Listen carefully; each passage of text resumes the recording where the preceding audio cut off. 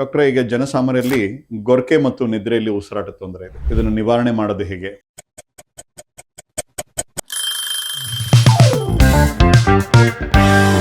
Welcome to 30 seconds of health with Clear Medi Healthcare. ನಮಸ್ಕಾರ ಸ್ನೇಹಿತರೆ, ಈ ದಿನ ನಮ್ಮ ಜೊತೆಯಲ್ಲಿ ಡಾಕ್ಟರ್ ಕಾರ್ತಿಕ್ ಎರ್ಕಲ್, ಕಿವಿ, ಮೂಗು ಮತ್ತು ಗಂಟಲ ಶಸ್ತ್ರತಜ್ಞ ನಮ್ಮ ಜೊತೆಲಿದ್ದಾರೆ. ನಮಸ್ಕಾರ.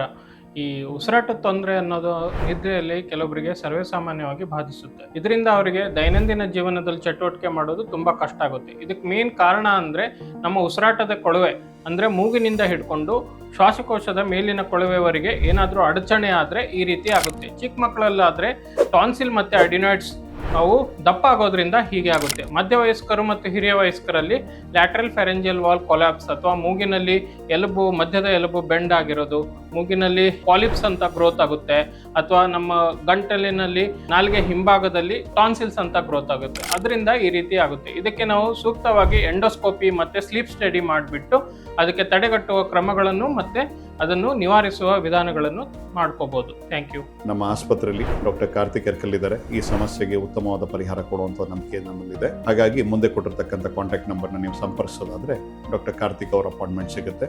ಎಲ್ರಿಗೂ ಒಳ್ಳೆದಾಗಲಿ ಸ್ನೇಹಿತರೆ. ನಮಸ್ಕಾರ.